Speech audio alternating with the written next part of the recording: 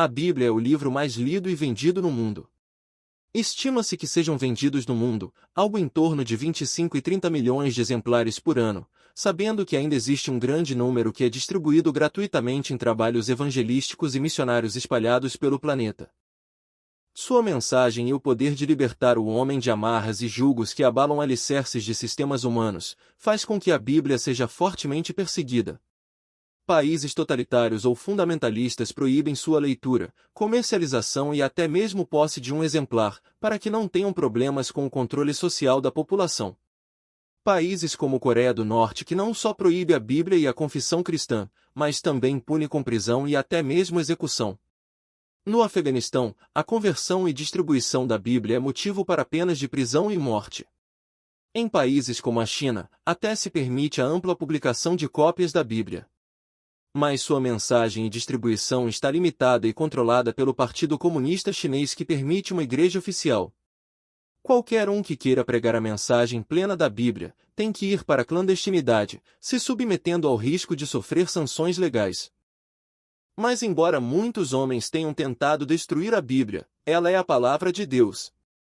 Sendo assim, todo esforço ao longo da história para tentar dar um fim nesta magnífica obra do Senhor, ela permanece até os dias de hoje transformando e libertando vidas, porque ela é o poder de Deus para tudo que seja produtivo e útil na vida do homem. Nos últimos tempos e principalmente com o advento da internet e das redes sociais, muitos pseudo-intelectuais e falsos teólogos começaram a propagar velhas mentiras rotas que há muito já foram desmascaradas, mas que encontram mentes incautas que acabam acreditando em narrativas fantasiosas que não têm qualquer sentido.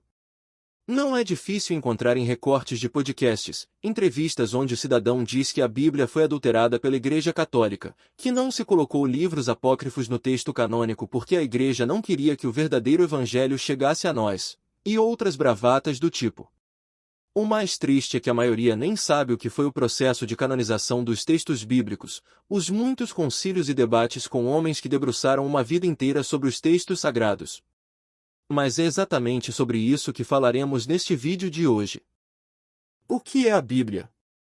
A Bíblia é um conjunto de livros que foram escritos em um espaço de aproximadamente 1600 anos, por aproximadamente 40 escritores diferentes e é inspirada por Deus, de modo que é a única obra literária capaz de mudar a vida de uma pessoa. Do grego Bíblia, que é o plural do vocábulo biblos que significa literalmente livro, tem em sua terminologia o conceito do que é a Bíblia, ou seja, uma coleção de pequenos livros. Este nome foi dado por João Crisóstomo, bispo de Constantinopla que cumpriu seu bispado de 397 a 403 d.C. Quando falamos que a Bíblia é inspirada por Deus, precisamos entender o que significa isto. Em 2 Timóteo capítulo 2, versos 16 e 17, Paulo nos afirma que a Bíblia é divinamente inspirada. Encontramos ali o termo teopneustos, tel que significa Deus e pneustos que significa literalmente sopro de Deus. Baseado neste texto, a teologia define inspiração bíblica como definido pelo pastor Claudionor de Andrade como, abre aspas, ação sobrenatural do Espírito Santo sobre os escritores sagrados, que os levou a produzir, de maneira inerrante, infalível, única e sobrenatural, a palavra de Deus. Por isso, Pedro afirma em sua segunda carta capítulo 1, versos 19 a 21, que e temos, muito firme, a palavra dos profetas, a qual bem fazeis em estar atentos, como a uma luz que alumia em lugar escuro, até que o dia amanheça, e a estrela da alva apareça em vossos corações. Sabendo primeiramente isto, que nenhuma profecia da Escritura é de particular interpretação. Porque a profecia nunca foi produzida por vontade de homem algum, mas os homens santos de Deus falaram inspirados pelo Espírito Santo. Os textos que são considerados canônicos na Bíblia, compõem a sua estrutura da seguinte forma. Duas partes distintas, o Antigo Testamento composto por 39 livros e o Novo Testamento composto por 27 livros.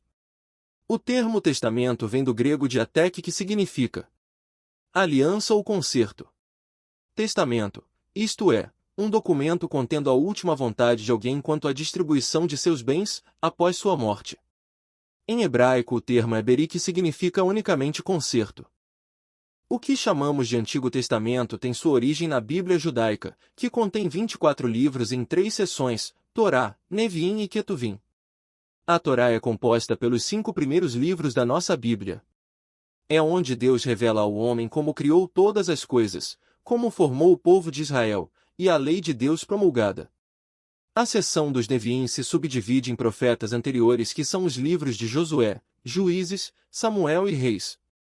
E profetas posteriores com os livros de Isaías, Jeremias, Ezequiel e os 12 profetas menores. Por fim, os Ketuvim, composto por 3 subdivisões, a saber, livros poéticos, que são Salmos, Provérbios e Jó. Os 5 rolos, que são os livros de Cântico dos Cânticos, Rute, Lamentações, Ester e Eclesiastes. Finalmente os livros históricos, onde encontramos os livros de Daniel, Esdras junto com Neemias formando um único livro, e Crônicas.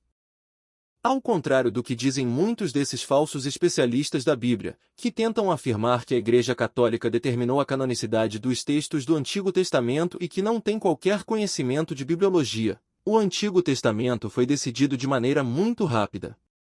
O tempo para ser composto foi extremamente longo, mas a sua canonicidade foi decidida de maneira muito rápida e sem muitas contestações. Os textos já eram reconhecidos pelos judeus dos tempos antigos, mas depois do exílio babilônico e o retorno como relatado no livro de Neemias, muitos textos foram escritos como Macabeus, Enoque, Baruque, Eclesiásticos e outros. Por isso, foi necessário que os rabinos viessem a se reunir para definir quais livros continuariam fazendo parte do conjunto sagrado e os que não tinham inspiração divina. Então, em 90 d.C., houve o Concílio Judaico de Jâmnia, perto da atual cidade de Jope em Israel, sob o comando de Yohanan ben Zakkai, foi determinado a composição dos livros considerados canônicos do Antigo Testamento. Neste concílio, estabeleceu-se critérios para definir a canonicidade dos livros.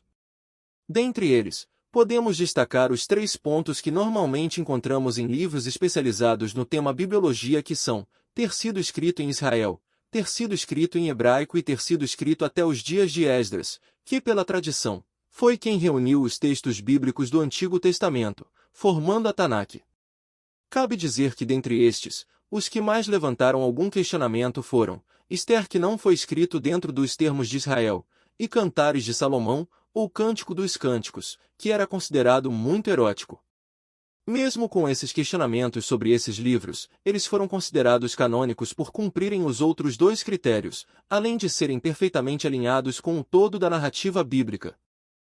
No próximo vídeo, vamos falar dedicadamente sobre o processo de reconhecimento do Novo Testamento. Não perca! Para não perder a continuação deste estudo e todos os outros que ainda virão, não deixe de se inscrever no canal. Deixe seu like e compartilhe este vídeo para divulgar nosso trabalho e ajudar a espalhar um pouco de boa teologia na internet.